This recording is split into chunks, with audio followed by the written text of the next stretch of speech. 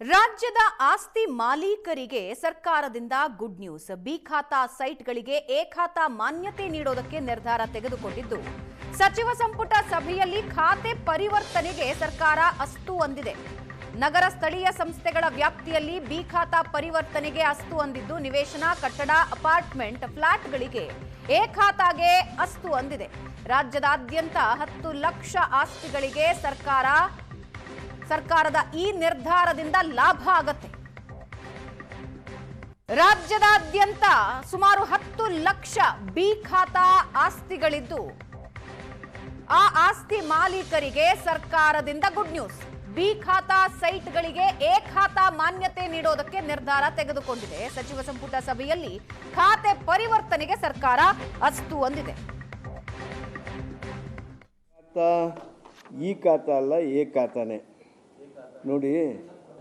For the benefit of all of us, ಅಸ್ತಿತ್ವದಲ್ಲಿರುವ ಕಟ್ಟಡವು ಕರ್ನಾಟಕ ಪೌರಸಭೆ ಕಾಯ್ದೆ 1964 ಕಲಂ 187 ಮತ್ತು ಕರ್ನಾಟಕ ಪೌರ ನಿಗಮಗಳ ಕಾಯ್ದೆ 1976 ಕಲಂ 300 ಅಥವಾ KTCP ಕಾಯ್ದೆ 1961 ಅಡಿಯಲ್ಲಿ ಅಥವಾ ಸದರಿ ಕಾಯ್ದೆಗಳಡಿ ಮಾಡಲಾದ ನಿಯಮಗಳನ್ವಯ ಕಟ್ಟಡ ಪರವಾನಗಿ ನೀಡಲು ಅರ್ಹವಾಗಿದ್ದಲ್ಲಿ ಕಟ್ಟಡ ಪರವಾನಗಿ ನೀಡುವುದು, ನಂತರದಲ್ಲಿ ಸದರಿ ಪ್ಲಾಟ್ಗಳಿಗೆ ಎ ಖಾತಾ ನೀಡುವುದು.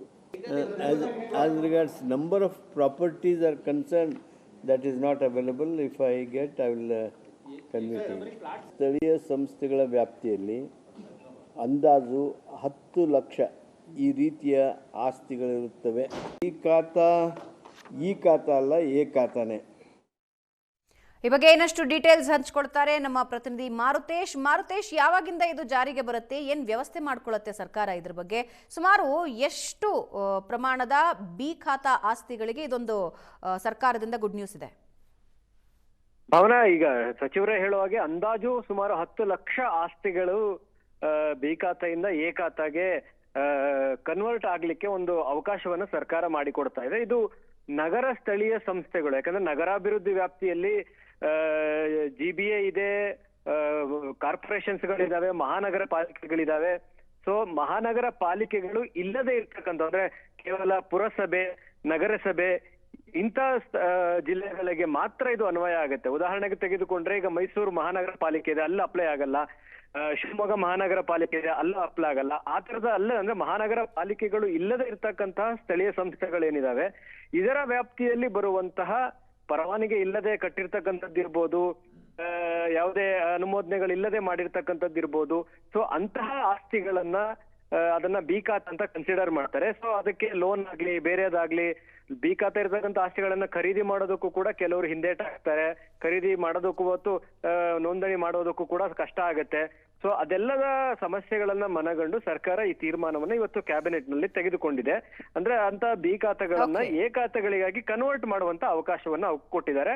ನಿಶ್ಚಿತವಾಗಿ ಅದಕ್ಕೊಂದು ನಿಯಮಾವಳಿ ಪ್ರಕಾರ ಒಂದು ಫೀಸ್ ಅನ್ನು ಕೂಡ ಫಿಕ್ಸ್ ಮಾಡ್ತಾರೆ. ಇದರಿಂದ ಸರ್ಕಾರಕ್ಕೂ ಕೂಡ ಒಂದು ರೀತಿ ಆದಾಯ ಬರುತ್ತೆ ಮತ್ತು ಬಿ ಖಾತಾ ಇಟ್ಕೊಂಡಿರ್ತಕ್ಕಂಥವ್ರು ನಾಳೆ ಅದನ್ನ ಮಾರ್ಬೇಕು ಅಂತಲೋ ಅಥವಾ ಬೇರೆ ಯಾವ್ದೊಂದು ವ್ಯವಹಾರಕ್ಕಾದ್ರೂ ಕೂಡ ಬಳಸೋದಕ್ಕೂ ಅವರಿಗೆ ಅನುಕೂಲ ಆಗುತ್ತೆ. ಆ ನಿಟ್ಟಿನಲ್ಲಿ ಕ್ಯಾಬಿನೆಟ್ ಇವತ್ತು ಡಿಸಿಷನ್ ಅನ್ನ ತೆಗೆದುಕೊಂಡಿದೆ. ಅದರ ರೂಪುರೇಷೆಗಳು ಏನೇನು ನಿಯಮಾವಳಿಗಳಿರುತ್ತೆ, ಏನು ಕಂಡೀಷನ್, ಇದೆಲ್ಲದರ ಬಗ್ಗೆ ಕೂಡ ಒಂದು ಮಾರ್ಗಸೂಚಿಯನ್ನು ಅಧಿಕೃತವಾಗಿ ಸರ್ಕಾರದ ಆದೇಶಗಳು ಕೂಡ ಆಗಬೇಕಾಗುತ್ತೆ. ಅದಾದ್ಮೇಲೆ ಭವಿಷ್ಯದ ಜಾರಿಗೆ ಬರುತ್ತೆ ಅಂತ ಕಾಣುತ್ತೆ. ಭಾವನಾ, ಎಸ್, ಧನ್ಯವಾದ ಮಾರುತೇಶ್.